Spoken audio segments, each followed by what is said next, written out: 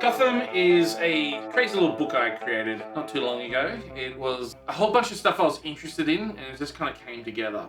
At the time, I was really into the 1920s, between the two world wars, like 1919 and 1939, and how the world changed so much in that period. And I thought, okay, you know what I want to add to that? Batman. Like, I've been reading comics since I was a kid, and I've always been into Batman. But every kind of 15 years, and any comic reader will let you know, can inform you about this, 15, 20, they reboot it. They always reboot it, and you have to start over. So everything you've been reading gets rebooted for a new generation. So they start telling all the same stories all over again. So it's very convoluted, the Batman history, and we just wanted to tell like a really grounded, chronological take on Batman if it was a real historical figure. And this book is kind of like the collected files, and it's all in a history book, treating if it was, you know, Batman and his rogues gallery was a real thing in a real place in a real time.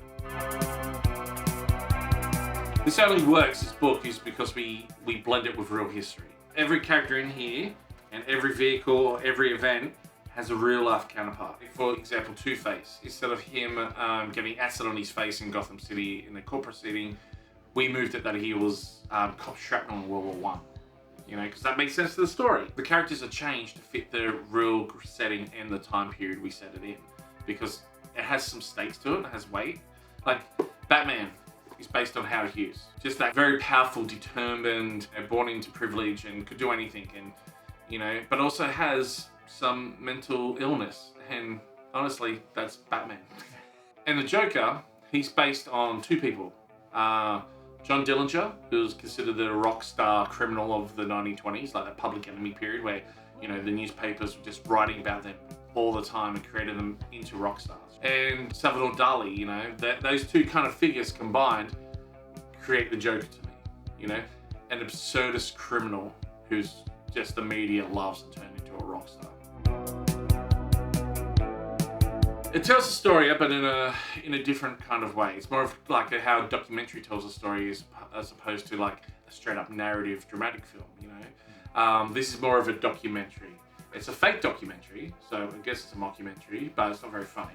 But it just takes these characters and it's year by year. So it starts off in 1919 and ends in 1939. The four Robins we have in there, they come in different times in the same way they did in the comics as well. They're in that order. It's meant to be, you know, what happens after Batman's been doing for 15, 20 years? What happens when, you know, he replaces these kids over and over again? Like, you know, how's that judged and how did history look upon that? You don't get these first-hand accounts in the book. You get it from somebody else who is putting all this information together, and you're playing the judge on facts. Even though they're not real facts, we present them as facts. And that's how we tell the story, you know, through news clippings, through so many different voices, but they all come together in one single voice in the context of the book.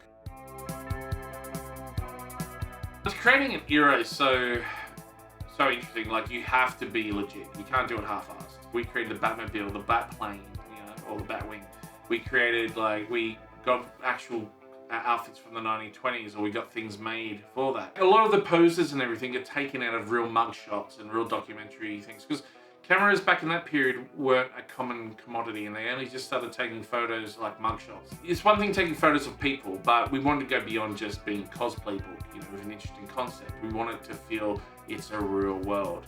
So we do have a few original photos from that time period in there, especially of like the city and some of the like crime scenes and stuff were original photos. We want to blur the line between what's real and what isn't. And the best way of doing that is just, make him so legit that you can't tell. What we had done previously with the Star Wars book Erotica is that we made a show to kind of generate income and pay for some of the costumes. And that worked well for that, so we did for this as well, and we created the Batman Follies of 1929. The Batman Follies is an extension of the book. The book is kind of what actually happened, and that's the files and the photos and everything. Now, the Batman Follies, as is Broadway, took these stories. What they did at the time, they did a lot of this stuff where they took things out of the headlines and just put them on Broadway. And they created a show called the Batman Follies.